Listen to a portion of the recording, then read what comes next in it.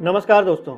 आज का असम एक बहुत बड़ा कानूनी और सामाजिक बदलाव देख रहा है। 2025 के एंड तक पूरे नॉर्थ ईस्ट की नहीं बल्कि पूरे देश की नज़र असम पर टिक गई है, क्योंकि असम सरकार ने एक ऐसा कानून पास किया है जो शादी के सिस्टम को लीगली रीडिफाइन कर देगा, यानी कि Assam prohibition of polygamy bill 2025।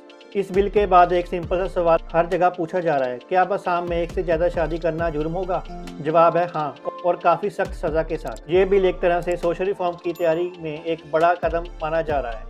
सरकार का कहना है कि ये कानून किसी एक धर्म या कम्युनिटी को टारगेट नहीं करता, बल्कि वुमेन सेंट्रिक जस्टिस और फैमिली स्ट्रक्चर को प्रोटेक्ट करने के लिए बनाया गया है। आज इस वीडियो में हम देखेंगे और समझेंगे ये बिल आखिर है क्या, इसमें क्या पनिशमेंट्स हैं, क्या ये मुस्लिम पर्सनल लॉ में इंटरवेंशन है, ऑपोजिशन ने इस पर क्यों सवाल उठाए। सबसे पहले जानते हैं कि पॉलीगैमी होता क्या है। पॉलीगैमी यानी एक व्यक्ति का एक से ज्यादा शादी करना। इंडिया में ये कल्चरली, हिस्टोरिकली और रिलीजियस ग्राउंड्स पर एग्जिस्ट करता आया है, लेकिन लास्ट फ्यू डेकेड्स में इसे वुमेन राइट्स, इक्वालिटी और मैरिटल जस्टिस के पर्सपेक्टिव से भी देखा जा रहा है। असम सरकार ने 2023 से ही सिग्नल देना शुरू कर दिया था कि वो यूनिफॉर्म सिविल कोड जैसा एक फ्रेमवर्क बनाना चाहती है। सीएम हेमंता बिस्वा शर्मा ने ओपनली कहा था कि इलीगल मैरिजेस और चाइल्ड मैरिजेस और पॉलीगैमी के खिलाफ स्ट्रिक्ट एक्शन लिया जाएगा। 2024 और 2025 में मल्टीपल कमेटीज इजी नहीं थी। Debate, legal review, public hearing सब हो चुकी थी और फाइनली नवंबर 2025 में इस बिल को असेंबली में टेबल किया गया। 27 नवंबर 2025 असम असेंबली ने मेजॉरिटी से ये बिल पास कर दिया। इस तरह से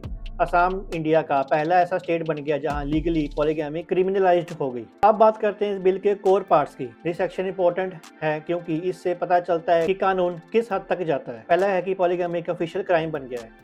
अगर कोई व्यक्ति अपनी पहली शादी की लीगल रेजोल्यूशन यानी कि तलाक, डिक्री, कोर्ट सेपरेशन के सर्टिफिकेट के बिना दूसरी शादी करता है तो वो सीधे क्रिमिनल ऑफेंस माना जाएगा। दूसरा है कि इससे 7 से 10 साल तक की जेल होगी। बिल के हिसाब से अगर व्यक्ति ने पहली शादी छुपाकर दूसरी शादी की तो उसे 10 साल तक की जेल, और अगर वही व्यक्ति ने छुपाया नहीं पर स्टिल दूसरी शादी की तो 7 साल तक की जेल होगी और इसके साथ भारी जुर्माना भी लगेगा। तीसरा है शादी करवाने में मदद करने वाले भी गिल्टी माने जाएंगे। ये प्रोविजन काफी पावरफुल है। अगर कोई पुरोहित, पंडित, मौलवी, काजी, चर्च का पास्टर, गांव के बड़े, पेरेंट्स या गार्डियंस इलीगल शादी करवाने में हेल्प करते हैं तो उन पर भी क्रिमिनल केस हो सकता है। और चौथा है कि अगर कोई बार बार शादी करके लॉ वायलेट करे तो सरकार ने पनिशमेंट डबल कर दिया है, यानी कि रिपीट ऑफेंडर्स। इसके साथ साथ वुमेन के लिए कंपनसेशन भी है। अगर कोई महिला की पहली शादी के दौरान हस्बैंड ने सीक्रेटली दूसरी शादी कर ली तो वो इलीगल डिक्लेयर हो जाएगी। तो बिल वुमेन को कंपनसेशन का अधिकार देता है। ये वुमेन सेंट्रिक सेफ्टी क्लॉज तो सारे लोग अप्रिशिएट कर रहे हैं। इसमें एक 6th शेड्यूल का भी प्रावधान है। असम के ट्राइबल रीजन्स जैसे बोडो, करबी, दिमासा जो संविधान के 6ठे शेड्यूल के अंडर आते हैं, उन्हें इस बिल से छूट दी गई है। ये क्लोज सबसे कंट्रोवर्शियल है। ऑपोजिशन का यही कहना है कि अगर कानून सबके लिए समान है तो फिर एक्सेप्शंस क्यों।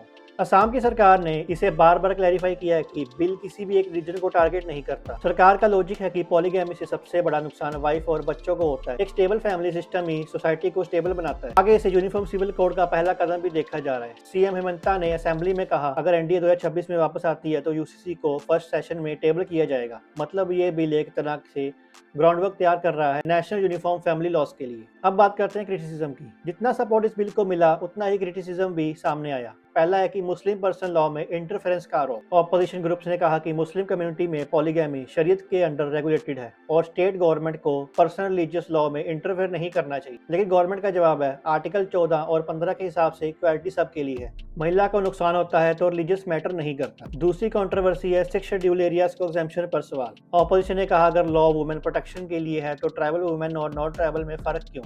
क्या ट्राइबल वुमेन को प्रोटेक्शन नहीं चाहिए? उन कम्युनिटीज की कल्चरल ऑटोनॉमी कॉन्स्टिट्यूशनली प्रोटेक्टेड है। तीसरा है कि ग्राउंड इंप्लीमेंटेशन डिफिकल्ट हो सकता है। क्रिटिक्स का कहना है कि इलीगल मैरिजेस डिटेक्ट करना, प्रूफ करना, कलेक्ट करना, कम्युनिटी प्रेशर हैंडल करना, ये सब मुश्किल हो सकता है। कुछ पॉलिटिकल पार्टीज का कहना है कि ये यूनिफॉर्म सिविल कोड की तरफ एक पॉलिटिकल पुश है और रिलीजियस पोलराइजेशन का टूल बन सकता है। अब जानते हैं आम जनता के लिए इसके क्या फायदे हैं। ये बिल पास होने के बाद असम में मैरिड लाइफ के रूल्स काफी क्लियरली लीगल डिफाइन हो जाएंगे। जैसे कि पहले ही बताया मैंने कि सेकंड मैरिज इसकी और क्रिमिनल हो जाएगी और 7 से 10 साल तक की सजा के प्रावधान है और साथ साथ वुमेन के राइट्स भी स्ट्रॉन्ग हो जाएंगे और कंपनसेशन क्लॉज और लीगल सपोर्ट भी वुमेन को मिलेगा। मैरिज डॉक्यूमेंट्स और वेरिफिकेशन जरूरी हो जाएंगे और इसके साथ ही रिलीजियस बॉडी से जुड़े यानी कि पंडित, काजी या पास्टर भी अब कैजुअल शादी नहीं करवा सकते। कई लीगल एक्सपर्ट्स ये कह रहे हैं कि असम का पॉलीगैमी बैन यूसीसी का ट्रेलर है। अगर असम मॉडल सक्सेसफुल होता है तो बहुत स्टेट्स इसे अडॉप्ट कर सकते हैं। और फाइनली क्या हम आगे देख सकते हैं कि पूरे इंडिया में एक कंट्री और एक लॉ चलेगा। तो दोस्तों ये था Assam prohibition of polygamy bill 2025 का डिटेल ब्रेकडाउन,